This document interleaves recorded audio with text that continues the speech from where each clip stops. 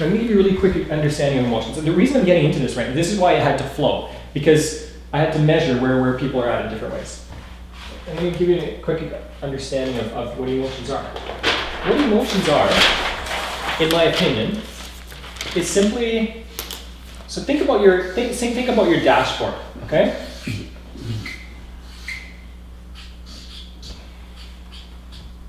So maybe you got your dashboard, your speedometer and odometer and these things, and then maybe you've got like your oil light and your engine light, whatever else, okay? What your emotions are is your maintenance light, your check engine light, starts blinking. What does that mean when your check engine light starts blinking? Are any of you mechanics? Are any of you good with cars, vehicles? Okay, we're real estate guys, okay. we know how to we know how to take care of a roof, leaky roof. What does it mean when your check engine light comes on? It means there's something going on that needs to be addressed. Who knows what it means, right? Mm-hmm. It just means that there's something to be addressed. It could be a faulty signal light. Or it could be that you got a cracked engine. You don't know what the problem is. But there's something telling you there's something happening. There's something happening. It might be serious, it might be not serious, but there's something happening. That's what emotion is. That's all an emotion is. It's something that is a sign that says, check engine. Please check engine. Now, if and I've heard this actually happen. If somebody goes, man, that light is annoying, and they take a piece of paper with a good piece of tape, and they just put it over that light. Or duct tape, right? In Canada. They put duct tape over the light and go, it's okay now. What has just happened? That's controlling your emotions. Does that make sense? What are the two proper ways to handle a blinking check engine light? There are only two proper ways to handle it. Sell the car? Either you that's difficult to do with our subconscious mind. So either we take it to a mechanic, or We learn to just Do some research till you find the reset button. or we fix it ourselves. Okay, there are only two ways that are going to help our engine or help our vehicle long term. Either if we have the skill set ourselves to take care of it, we take care of it. So if one of you is a mechanic, you go under the hood and you check some things out, right? If you know what you're doing. If you don't know what you're doing, you take it to a mechanic. Those are the two ways you deal with the check engine light. And if you do that on a consistent basis, your vehicle will run properly. Most likely, okay? Usually, under normal circumstances, a good mechanic. Okay? Your vehicle's going to run for a long time. What is going to happen if you put the piece of duct tape over the engine light? What's going to happen? Breakdown. You don't know, Yeah. but it's not going to be good. Eventually, right? It might not be today, it might not be tomorrow, it might not be a month or 2 months or 6 years. We have no idea. But at some point in time, there's going to be a problem and it's not going to be good. Correct? We can all agree on that? Yeah. This is why this is such a good metaphor. If you put tape, if you control your emotions, eventually it's going to become a bigger problem. It's going to be unmanageable at some point in time. So, this is my advice to you. Take it to a professional or look under the hood yourself. What I'm trying to teach you this year is how to look under the hood. Okay? And if you learn that yourself, it's cost effective. Okay? You can find a therapist for like $80, $100. Never go to a $100 therapist. I'm serious. Go to the psychologists that are worth $300, $400, okay? Now, the chances of finding a good therapist at $80, $60, $100, you might find one. You might get lucky and find one, okay? But most likely it's not going to happen. Whereas when you go to the $3,000, $4,000, $5,000 an hour therapists, more likely than not, you're going to find a good one. You have a better chance of finding one. You're not guaranteed you're going to find a great one there either, okay? So what I say is the same thing Kiyosaki says about your finances. Take care of yourself. Don't trust someone else with your money. Don't trust someone else with your emotions. Take care of yourself. Okay? So, this is what I want you to do. When you go home, do this once a week. At least once a week. Keep going over this until you get it. Okay? That might take a couple of months. It's okay. Is it worth it? Let's look at, so we looked at this. I'm going to repeat what I said earlier. This is where everything starts to come together.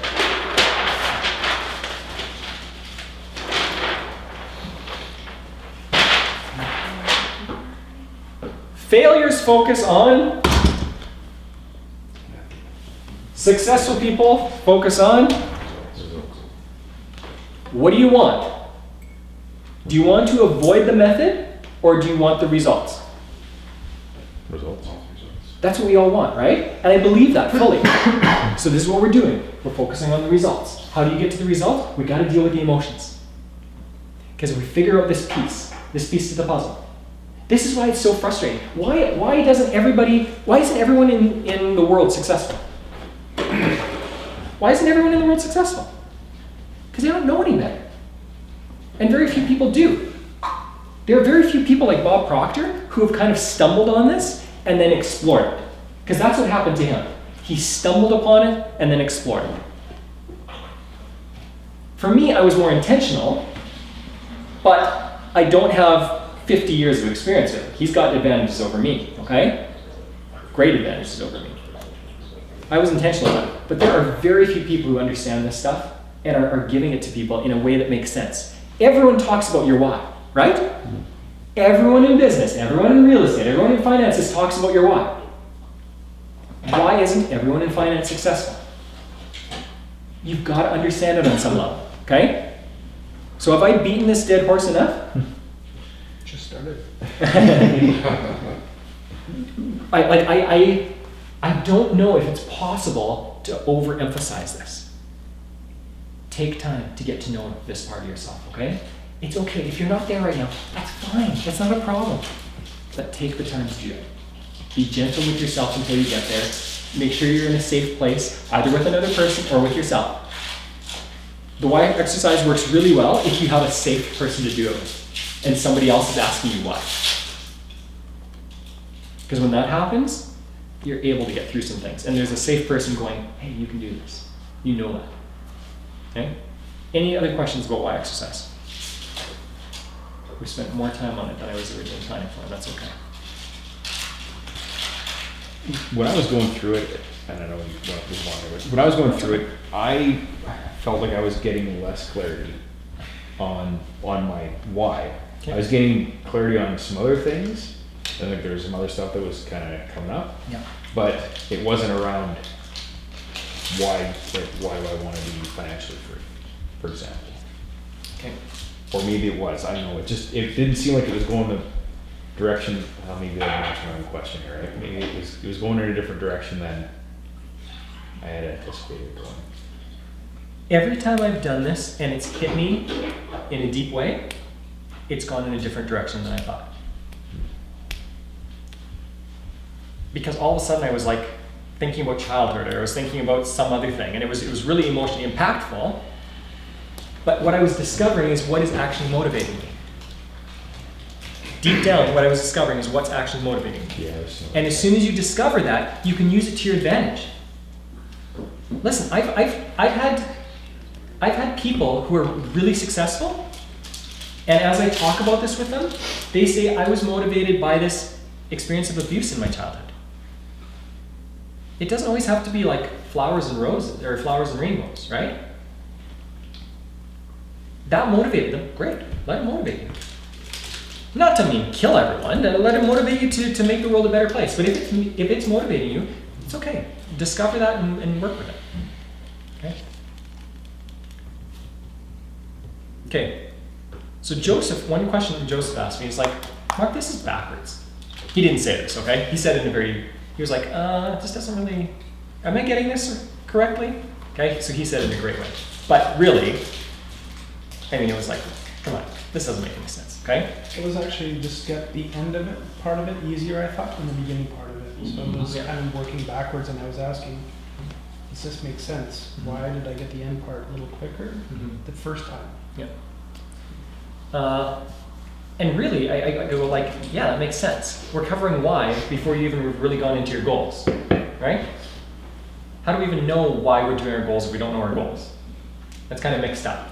It's kind of a chicken and egg type thing. You've got to work with both of them together a lot, okay? So let's go into the next thing. What I want you to do, so I'm not gonna, this isn't gonna be a lot of teaching here. This is gonna be mostly just explaining what I want you to do next.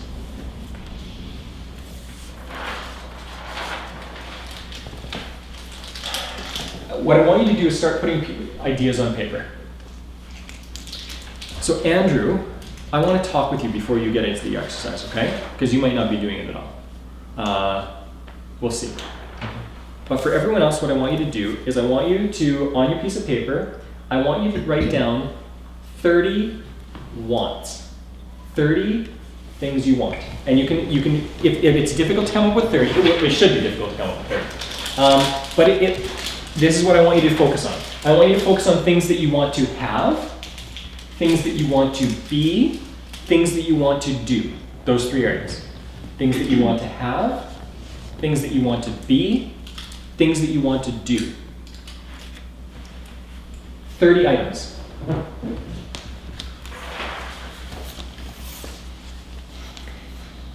Then the next thing I want you to do, after you have these 30 items, is I want you to, and I'll come around. If you're really struggling, if you're at like 23 and you're struggling, talk to me when I'm coming around and we'll chat, okay? Then what I want you to do is I want you on the side of the piece of paper, beside each one, I want you to write down an A, a B, or a C. Is it an A type thing? Is it a B type thing? Or is it a C type thing? Is it something you already know how to do? Is it something you're like, oh yeah, I can do that. I've got to work at it, but I can do that. Or is it something you're like, you know what, I have no clue about this. And it's a little bit scary if I think about it. So I want you to A, B, C. Then I want you to circle the C's, focus on the C's, and ask yourself, out of these, what do I really want? What do I really want? Forget about how, that's going to come up for you. Forget about circumstances like, well, that's not going to work. Just think about what you want. That's all. Just think about what you want. Forget about how, forget about everything else. If there is no obstacle in your life, no circumstances that took you away, nothing that got in the way, what would you want? Okay? And C's are the fantasy, right? C is the fantasy. I always get it backwards. Yep. I was thinking it was the- Yeah, perfect. And then what I want you to do, if you get through all of that, and you have extra time, then I want you to start writing in your journal a description of what that would look like in the future. Okay? A description of what that would look like in the future. And I want to make it vivid. So what I mean by vivid is I want you to bring in your senses. Do you remember when Ken was talking about being in the vehicle? I did that exact exercise with my brother once. And you know, within 3 months he had the car. Within 3 months he had the Beamer that he wanted. What you want to do is connect all these things. So you're connecting emotions and you're connecting senses. Most of our sensory organs in our brain are attached to our subconscious mind again. Okay? So bring in your senses, bring in your emotions, and start filling out a picture of what this would look like. Okay? For example, what's a goal? Just throw out a goal that you might have, some other people might have. Have a nice toy. Okay, so let's say it's a vehicle, okay? So what I want you to do is I want you to say, like, yeah, so it's 18 months. Write down a date. 18 months from today. So what is it? It's end of April, right? So is that the end of October? 6 months, 12 months, 18? So 2018, October 29th, okay? And then just write down a description of what it's going to be like to experience that thing. So if it's a vehicle, what I want you to do is I want you to use every one of your 5 senses. Now, it might be hard with taste, okay? With a vehicle. It might be hard. But even if you work hard enough and you want to bring out enough detail, you can do that. For example, What's that? Taste the new leather. Well, for example, what you could do is if you're driving that vehicle, maybe you've also changed some other things in your life. And it's in the morning, and instead of driving to work, you're just hanging out with your kid for a little bit. Or maybe you just brought them from a place and you gave them some cotton candy and you had some yourself. Okay? So you can bring taste into this in another way. Bring on all your 5 senses. What does it smell like? What do you see? What do you hear? So this is what I mean. I don't mean I'm getting into my vehicle. I hear the engine. I see the leather. I feel the leather. I smell the leather. Done. That's not what I mean. Okay? What I mean is I'm walking towards the vehicle, and it is gorgeous. I see the lines of the vehicle. It's a beautiful vehicle. I love the way those exhaust pipes look. Or I love the way the chrome looks. Or I love those new mags that I just bought for this thing are beautiful. Or the low profile tires, or whatever it is, okay? I want you to get detailed in what you're seeing. I want you to enter into that and get excited about how beautiful this vehicle is. And then as you put your hand on the vehicle, I want you to feel how just having the key in your pocket unlocks everything. And it's no effort to pull open the door. It's effortless. It almost makes no sound. And as you step into the vehicle, it's low or it's high or whatever. Feel that. What temperature is it outside that day? Make this vivid, okay? Is the vehicle dirty or did it just get cleaned? If it's muddy, where is the mud on the vehicle? Like, get detail. You step into the vehicle, and as you close it, like again, so my brother's Beamer, if you close the doors mostly, they close on their own then. I don't know how it works, okay? It's got a little motor in it. So the first time I got out of it, I closed the door softly, in my opinion. He's like, why are you slamming the doors? I was like, I was really gentle. He's like, you don't close the doors. You just push them and they'll close on their own. Sorry. Okay, Tony. You hear that? Pay attention. No, for me, bicycle is okay. So there are all these little aspects of this vehicle. You can bring that into the picture, okay? So it closes, and you hear the purr of the engine. You hear it start up. Maybe the radio comes on to your favorite music, or you've got a personal development CD in there, or whatever, okay? But fill it out. What does the car smell like? Is it brand new? Does it smell like leather? Are you smelling burned rubber just because you just peeled off an entire set of tires? Okay? Seriously, bring in detail. It doesn't matter, it's your fantasy. What do you see? There's not even a speck of dust on this thing, or the speck of dust on the dash looks out of place right now because it was just cleaned. Or whatever.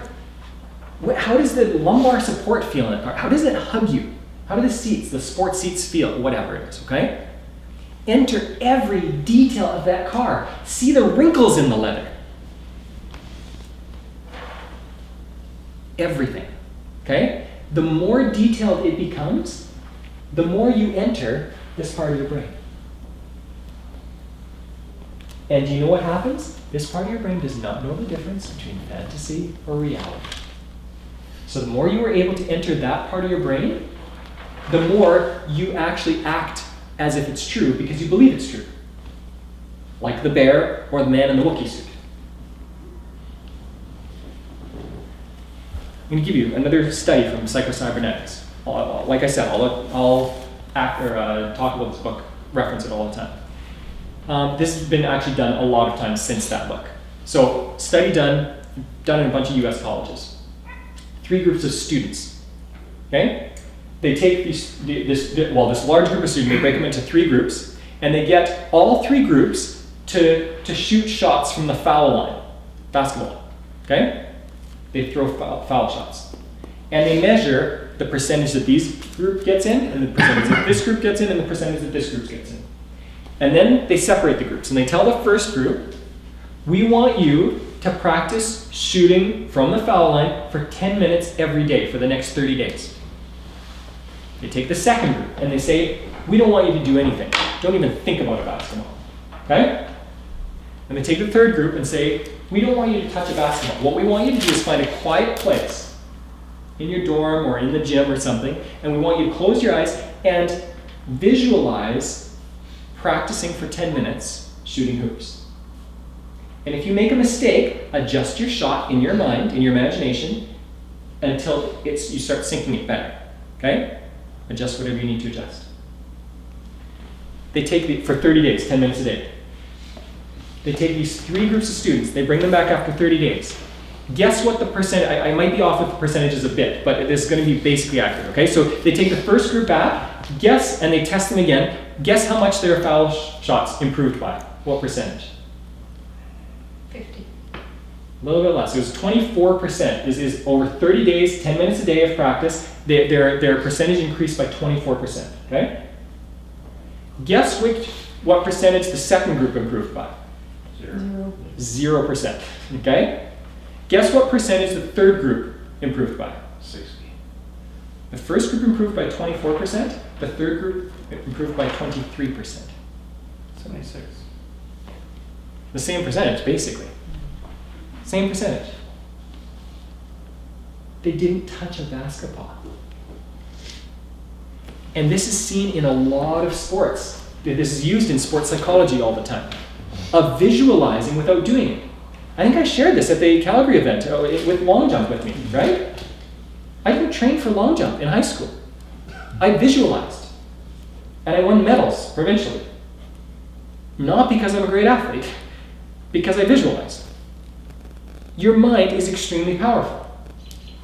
So the more you visualize, the more vivid the detail that you bring into this picture, the more your subconscious mind goes, that happened. Not it will happen, not it could happen. It did happen, even though it hasn't happened. It happens in this part of your mind. If you imagine, if I took you through a situation right now, something that you're scared of, so public speaking or heights or whatever you're scared of, and I took you through a visualization technique, I can get your heartbeat shooting through the roof within 5 minutes. Okay? Why? Not because it's happening to you, because you believe, your brain in a certain part believes it's happening to you. And it will shoot out adrenaline and cortisol throughout your brain, okay?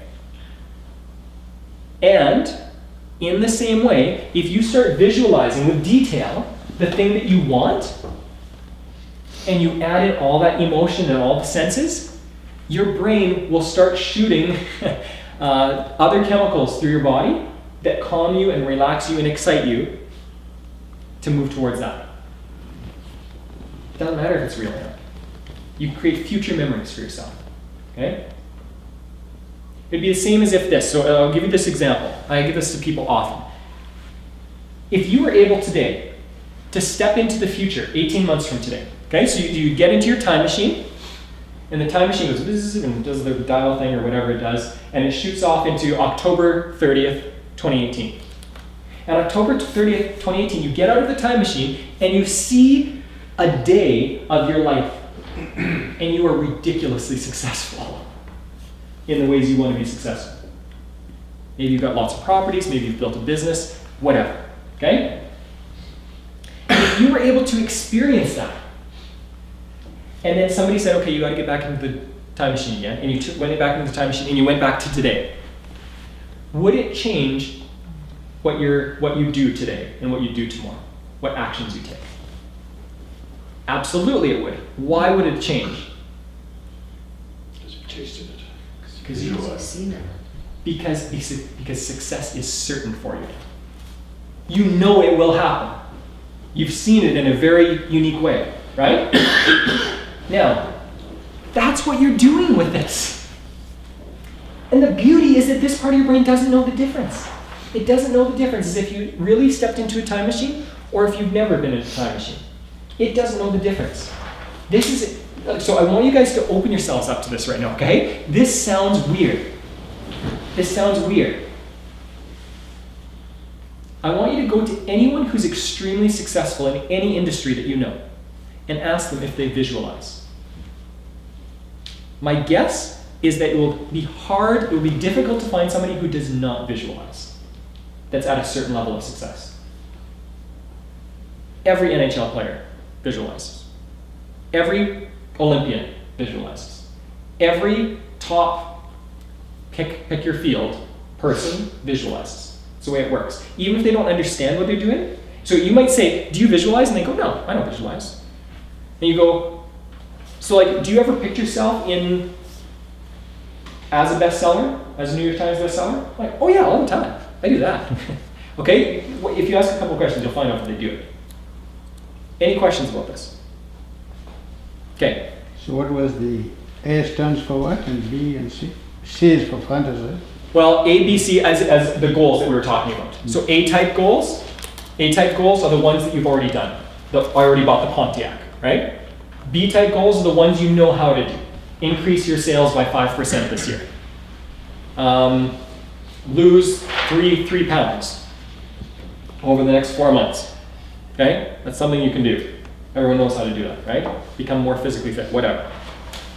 Buy a vehicle that's a little more expensive than the one you have. Do 1 more real estate deal if you've done 10.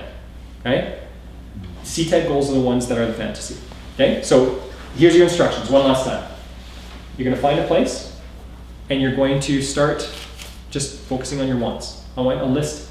I want to make it, you don't have to come up with 30. Somewhere between 20 and 30, okay? Just wants. Just let yourself brainstorm. It doesn't matter whether it's crazy, it doesn't matter what it is. Just whatever comes into your mind, put it down. You're going to write down A, B, C beside those things. You're going to circle the C's. And then you're going to start filling it out and saying, what would this look like 18 months from now? Any questions? So once we've done the list of 30, then start. ABC. Okay, once we've done that. Yeah, so as soon as the ABCs are done, then you circle the C's and you focus on those C's and you ask yourself, what is the one out of these that I want more than anything? More than any of the other ones, okay? And then after that, you go to writing out a description of that. What would it look like? Bring in detail. So if you're sitting on a beach, if that's your C goal, I want you to notice the grain of the sand. I want you to notice how much seaweed is on the beach in the morning. I want you to notice the grain of the wood on the tree beside you. I want you to notice the temperature. I want you to notice the wind direction and speed. I want you to notice everything in that picture. Okay? Vivid, vivid, vivid detail. Any questions? Any other questions? Go for it. Take some time. Yeah, can we chat for a minute? Where are you at with your goal? Because I know that you just went through the matrix. Same place I was there. So I wasn't at your table for the last few days, the last 4 days or whatever. How strong do you feel with your goal? Like that's your goal. That's the one you need to be chasing. It's more of a, am I ready to accept it?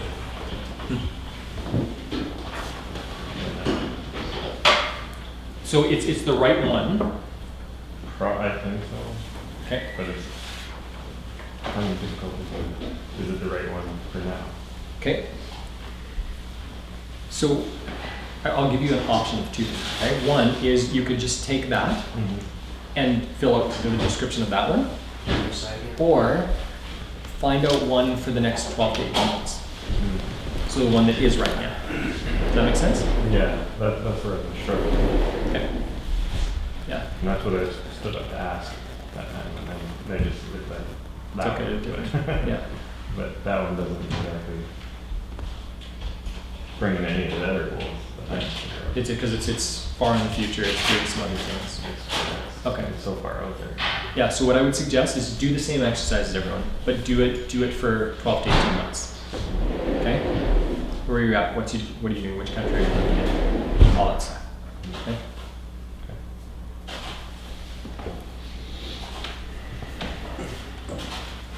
Who's your facilitator? Eric Meter Oh, okay. from Vancouver, I believe. Huh? He's from Vancouver, I believe. Or is it? Montreal? Oh, that's what I thought. French Canadian? Yeah, he had an accent, but I thought he lived in Vancouver for some reason. Engineer from Montreal. Yeah. For whatever reason, but,